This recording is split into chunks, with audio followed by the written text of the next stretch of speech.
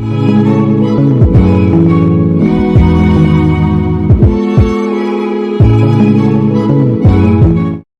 right, man, we got Keeshan Davis and Edwin Santos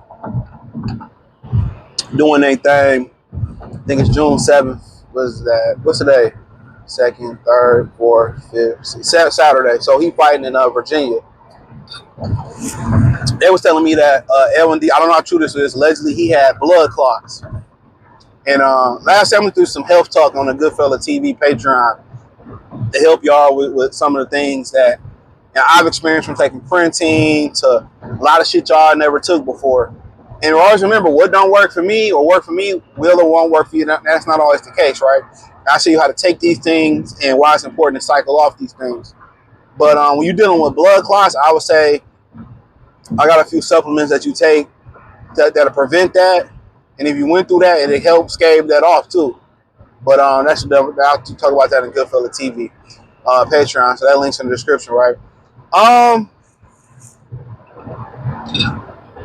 But yeah, I mean, I think at this point, the two things about this fight, Santos ain't fought since he fought Shakur Stevenson. Allegedly, he had blood clots, right?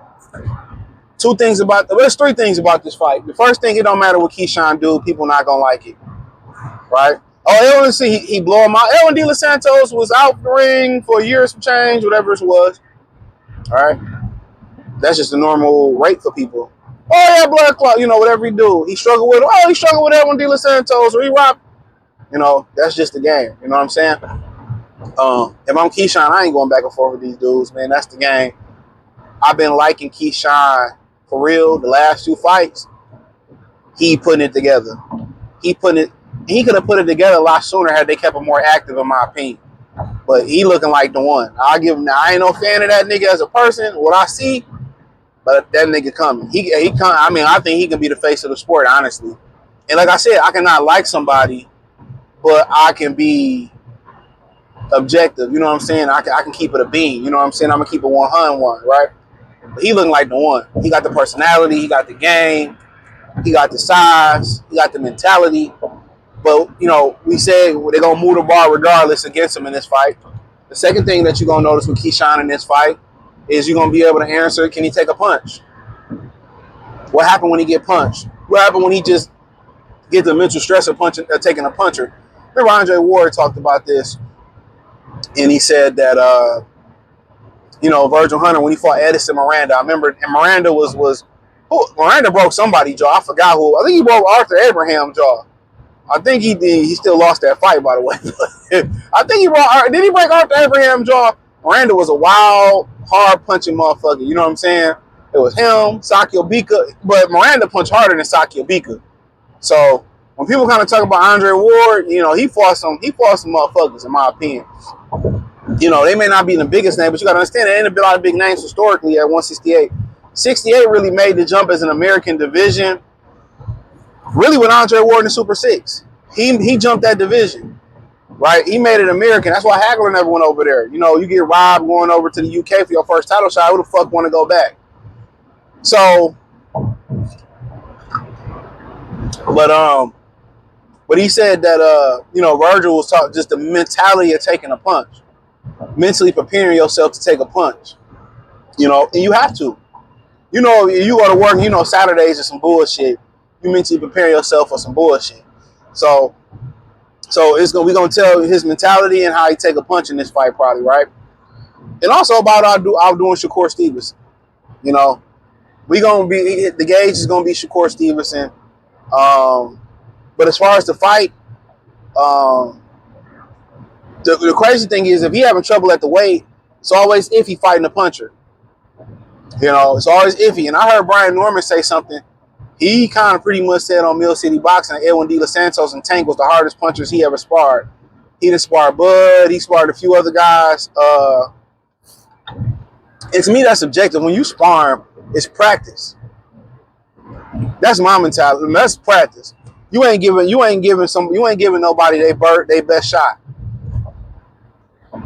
You ain't giving nobody. They be sparring like it's the Super Bowl and shit like that.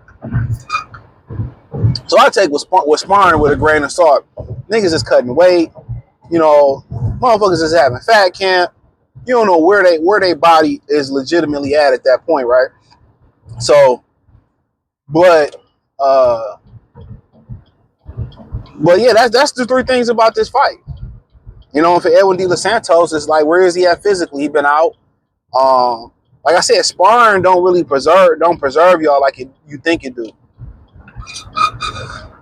You know, sparring don't preserve you like y'all think it do. You have more risk to get hurt and take years off your career sparring. You doing 1,000 round sparring. They say training camp is harder than the fight. Absolutely, because y'all live in training camp. You having a fat camp in training camp. Then you trying to work on the game plan. You know what I'm saying? Then you doing all this sparring.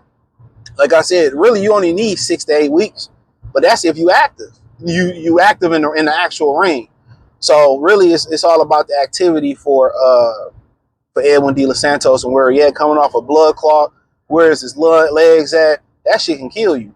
Basically, it's like if you cut a valve off, you know, in the system. Guess what happened? And the water's still coming up. It busts apart. It busts the pipe. So guess what? If you can't pump blood to your heart and you got a clot in your legs, you know what I'm saying? You got a clot in your legs. Guess what? Heart attack, aneurysms. You gonna fucking die. So that shit mad serious, bro. Especially when you start talking about legs, heart, lungs, legs. You know, start having them there in your arms. So, you know, now you see high level athletes getting blood clots. I think that should really raise antennas. And you know, like I said before, keep moving, stay active. After you eat dinner, you know, walk. Or if you just came from working out and then you eat, that's fine. Just handle your body in motion. Stretching, you know, get you a cold pressed juicer. Start learning about, you know, what ginger does, what turmeric does, you know, what lemon does. A lot of times the answers is just within the earth. All the answers is there. What kale does, what arugula does. And I like one of my favorite quotes I think I heard last year. I think it was last year. I was listening to The Rock. He did an interview with I think it was with the Pivot Podcast, and he said that his father always teach him, you don't eat for the taste of the tongue. I thought that was deep. So you don't eat for taste, you eat for nutrition. I thought that was pretty dope. So as far as this fight, man, you know, Dylan De Los Santos is very awkward. Keyshawn is technical. I think if I'm Keyshawn, I'm going to the body.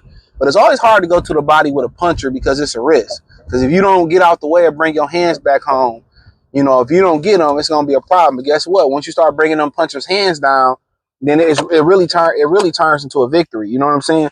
So that's how you really do it, man. When you fight somebody that can punch, you know, and they got a good chin. Usually most punchers got a weak chin, believe it or not. When you fight somebody that can punch and they got a strong chin, then the answer's in the body. The body works the answer. So that's the rule of thumb. They got a strong chin, they got a weak body. But if I'm going against a guy that can punch, he got high output, you know what I'm saying? He can punch, then my mentality is, you know, I gotta go to the body early. A lot of these guys like to try to fight fire with fire. They like to start moving and shit. So if I'm Keyshawn, I'm looking to, you know, use my jab, keep them at bay. Technique beats awkward every time. Most of the time. I ain't gonna say every time. But if I'm them, I'm working on the game plan to establish the jab, touch the body, you know, take my time, you know, and instead of move from the puncher, hey man, we might need to go to him. We might need to take the drama to his mama. You feel what I'm saying? So that'll be my mentality for real. It's probably go to him. So that's what I would say. I would tell my fighter, let's jab. Let's see we can work off his mistakes with him squaring up. That would just be my mentality. Jab, work off his mistakes, touch that body. You know what I'm saying? And we start touching that body, getting his timing down. Guess what? Once you get inside the power, now some guys you get inside the power, they still can knock you out. But a lot of times, most of these punchers you put on their back foot and you get inside they power inside their reach, it's a wrap. It's a wrap. So, but it's gonna be interesting. It's gonna be interesting. But I expect Keyshawn to win.